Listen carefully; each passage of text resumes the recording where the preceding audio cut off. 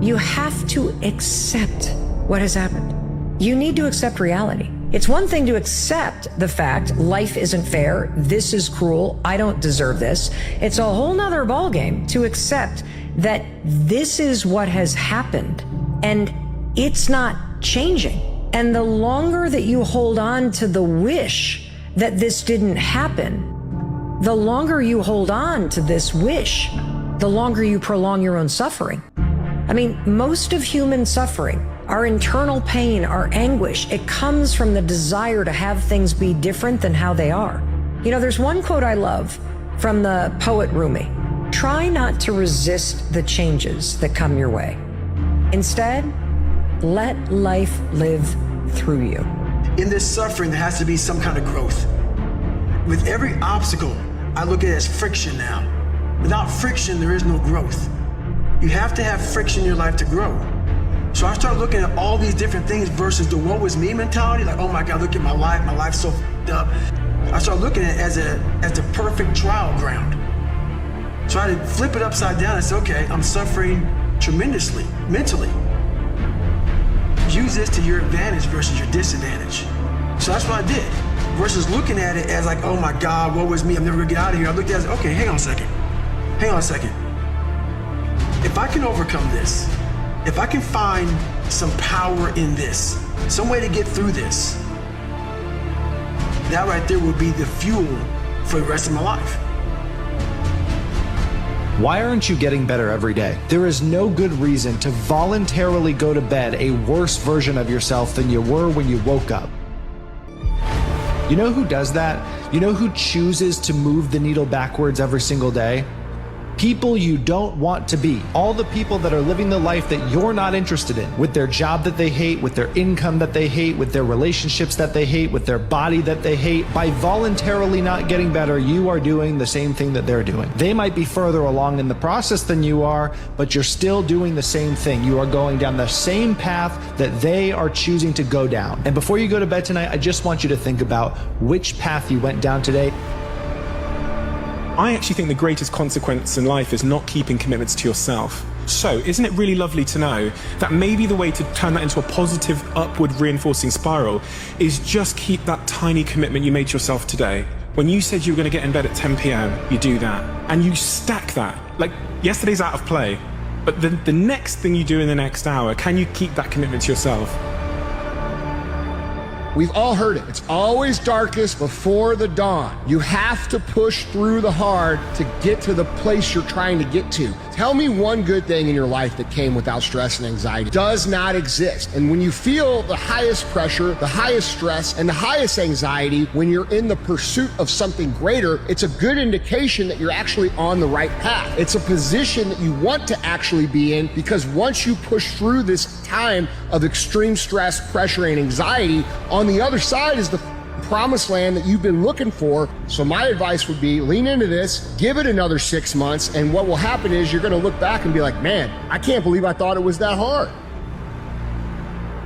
You can convince yourself your entire life that you're weak and incapable, but maybe you've just never put yourself in a trying situation that required more of you. Our self-confidence, self-esteem isn't based on how we look or even what we think we can be, but on evidence of what we've already overcome in the past and what we're still giving each and every day. If you've always avoided challenges, bailed out when the water gets hot, quit after failing just once at anything, then you will forever see yourself as inadequate and incomplete because it's all you know. It's all you've ever fed yourself. So convince yourself otherwise and push yourself. For once in your life, finish that hard run. Give up going out and study more for one more night than you're used to. Look at how much your body's changed over just sticking to the plan for just a few months, and tell me these accomplishments aren't the greatest highs you've ever felt in your entire life. Tell me you still feel underachieving and undeserving of the happiness and personal accomplishments that have escaped you for so long. Stick with the hard problems for longer, especially when all that self-doubt and negative thoughts come out. They're not signs for you to take your foot off the gas and give up again.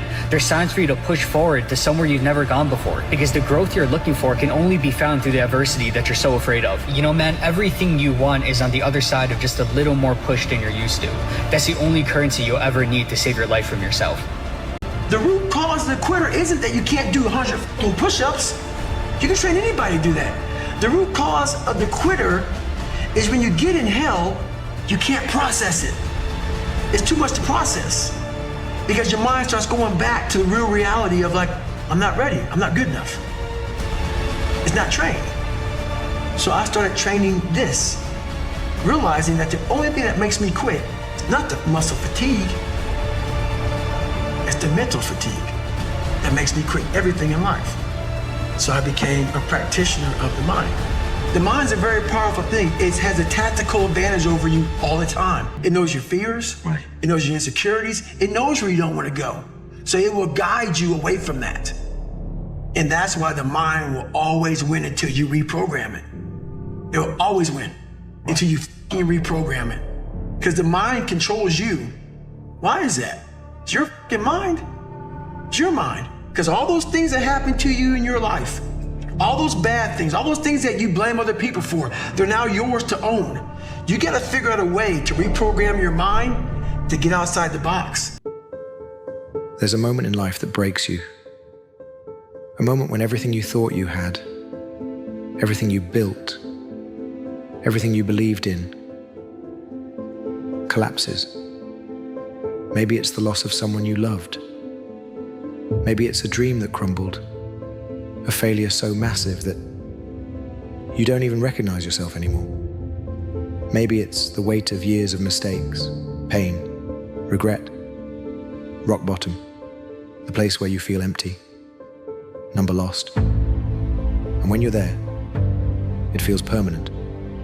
It feels like the end, like the best parts of life are behind you, like you have nothing left to give.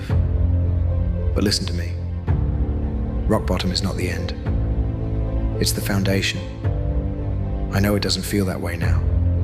But one day you'll look back and realize that this moment, this painful, unbearable, earth-shattering moment was the beginning of something greater. The art of rising after hitting rock bottom isn't about going back to who you used to be. It's about becoming someone new, stronger, wiser, unbreakable. And it starts right now. The first step to rebuilding is accepting reality. Not running from it. Not pretending it's not happening. But facing it head on. This is where you are. This is your starting point. But this is not who you are. The mistake people make when they hit rock bottom is that they think they're stuck there forever. They let their circumstances become their identity. I failed, so I must be a failure. I lost everything, so I must be worthless. I made mistakes, so I must be broken beyond repair. None of that is true. You are not your rock bottom. You are the person who will rise from it. Acceptance isn't giving up. It's simply saying, this is where I am right now, but it's not where I'm going to stay. Let's be real. You're not going to feel motivated right now. You're not going to wake up tomorrow and suddenly feel like taking on the world. And if you wait for that moment, you'll stay exactly where you are. Motivation isn't what gets you out of rock bottom. Action is. Even if you don't feel like it. Even if you're exhausted. Even if everything inside you is screaming. What's the point? You take a step anyway, and then another, and then another. It doesn't matter how small. What matters is that you're moving, because movement creates momentum. And once you have momentum, everything changes. You start where you are, with what you have. Don't try to fix everything at once. Focus on the smallest, most manageable step you can take today. If you're drowning in regret, start by forgiving yourself, just a little. If you feel weak, start by proving to yourself that you're not. One workout, one challenge, one promise kept. If you feel lost, start by doing one thing that brings even the smallest sense of direction. Reading, learning, asking for help. You don't need to rebuild your entire life in one day. You just need to lay one brick every day. And eventually, you'll look up and realize you've built something unshakable. You have two choices. You can let rock bottom be the reason you stay down, or you can let it be the reason you rise. The world will tell you that you're broken, that your mistakes define you, that you'll never recover. But you don't have to accept that story.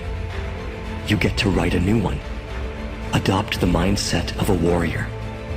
A warrior doesn't ask, "Why did this happen to me?" A warrior asks, "What am I going to do about it?" A warrior doesn't wait for things to get easier. They train in the fire. They use the pain, the anger, the loss, not as shackles, but as fuel.